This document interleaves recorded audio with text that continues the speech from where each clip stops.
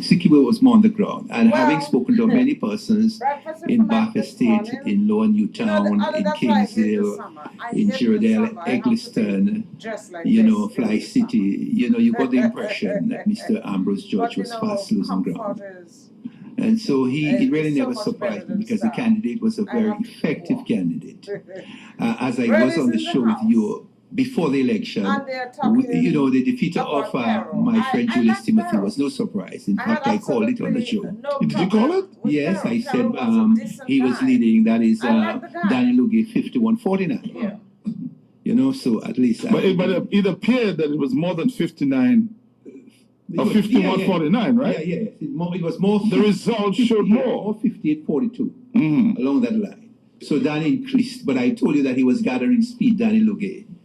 There was no surprises as such. So no surprises as such.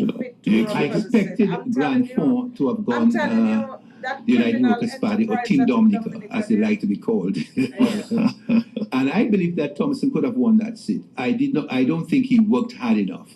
Although the argument is that people from the diaspora came in. But a man of that prestige, Dr. Thompson Fontaine, a man at the United Nations Economist. You think the gentleman missed an opportunity? Thompson Fontaine missed it. And I spoke to a number of key persons. But there are a lot of people who still believe that it was stolen. Matt, I believe that Thompson should not even talk about being stolen. There was enough ammunition that was there for Thompson Fontaine to use. I believe, to me, a person may not agree with me, but I believe in my heart that Thompson could have done a better job in Grand Fond. Because remember, Abraham Brown only lost the seat by 3 votes. And you're talking about 8 votes. Talk about Sikiwe. Look at what he did. Who would have thought that Ambrose George would have won, would have lost that election? So you don't think there was enough work on the ground? Not enough work on the ground by Thompson Fontaine. Ambrose George has been there and I spoke to some key supporters of peace, men who were with us in the Labour Party, who is now with the LWP. I will not call their names, but they themselves are not too happy. They speak silently. They think he could have done much better. A man of that prestige. George is a man that should lose a Generally, if you talk to the opposition, you would hear a lot of people suggesting that the United Workers' Party won the election, but it was stolen by the diaspora. That's the general feel. What's your feel, Debray?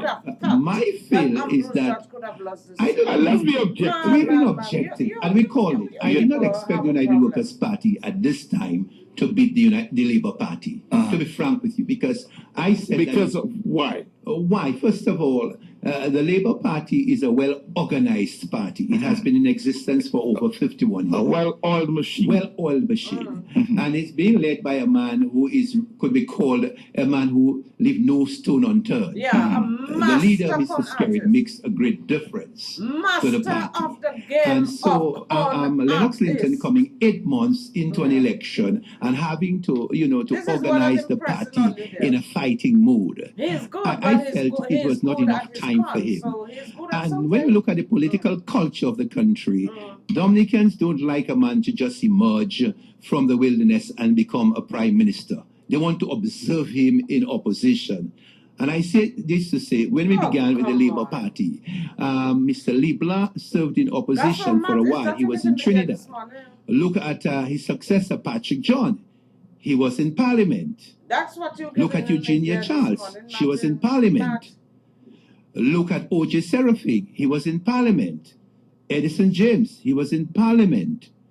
Mr. Skerrit. He was in Parliament. As the opposition? But in Parliament. I'm not saying opposition. As opposition. Let's be fair here, because I know you want to come down with that example. You're talking about politicians in opposition, and then the electorate, if you will, had the opportunity to observe. Observe what? Observe them as opposition politicians. That's what you're yes. But did you ever have a chance to see Roosevelt Skerrit? Yes. In the opposition? Yes. He was he was Minister of Education. He was in the opposition. As a potential leader. No. He was in Parliament. So your analogy doesn't hold then? Hold on. in Parliament, but not as a leader of his party at the time. Did you ever, the brain, Happy Adams, did you ever see, while Mr. Skerritt was the education minister, did you ever think that he would have emerged as leader? Let's get it from your Happy Adams. If you try to use this analogy as people in Parliament and in opposition, did you see anything in Mr. Skerritt before he became the Prime Minister? Yes, I did. You did? Yes. What did you because he was a very aggressive Minister of Education. And several conversations that I had with Lucy Douglas, right, he felt that Mr. Skerritt had the potential. There was Ambrose George there as party president.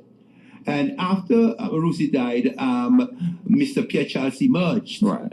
But in several conversations prior to the emergence... Did you know that did you know then that Roosevelt Skerritt and a few within the party was not comfortable with the Pierre Charles as Prime Minister? In his memory, I'm just juggling yours. Yes, they felt that that they would have done a better job. Right. Because remember, Mr. Skerritt and Vince Henderson, at the time when the Labour Party won the election, there was a lot of pressure placed on Mr. Lucy Douglas for a ministry for them. Right.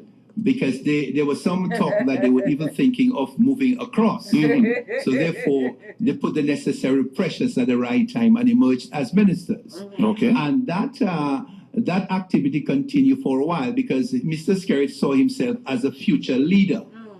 And so he was always preparing himself for the time when he would take over. So you were not surprised? I was not that he emerged. That he emerged. All right. Never surprised. You talk on the block there. There's a lot of, talk that the olive branch, the opposition should accept the olive branch. Are you one of those who believe that the opposition should? Let's hear you. You laugh. You laugh the brain. I listened to the discussion yesterday, and the olive branch is a hand of French being extended. But you have to. Let's be fair here. Let us be objective. Do you think? Do you? Continue the conversation, Brent. Yeah, it would take a little more by Mr. Skerritt to convince the opposition that there is fair play in the olive branch. In other words, they are not trusting that olive branch because they would like. But should they trust it? At the moment, everything you know at the moment, have happened. At the moment, they should not trust it. Okay. They should not trust it. At the moment, and being objective. Okay, I'm getting some objectivity from you. Yeah, they would need to observe Mr. Skerritt maneuvering, a little more to see whether he's serious about extending that olive branch to sort of heal the country. They would need to see something more. Are you suggesting there are prickles in the olive branch? There could be some gray areas. I wouldn't say prickles. There may be some gray areas. But you understand how the opposition feels. I understand. I mean, they've just come out from a battle, and they would need to see a little more of Mr. Skerritt's, what I would call honesty in terms of offering that way forward in terms of the unification. The opposition feels that there was not a level playing field. Well, I wouldn't doubt them in terms of feeling that way. Because, after election, there are lots of bitter memories. And people keep discussing, are these guys really serious? How will they treat us in the parliament? How will they treat him? And they saw something that Mr. Linton brought in Mr. Kalai John Baptist as his only invitee. Yes, and he was rejected. And the way he was treated. I felt that if Kalai came and he invited him, was a big thing. Let Kalai say that's the man, he wants to be his guest, and there should be no problem with that because Mr. Skerritt invited his guest.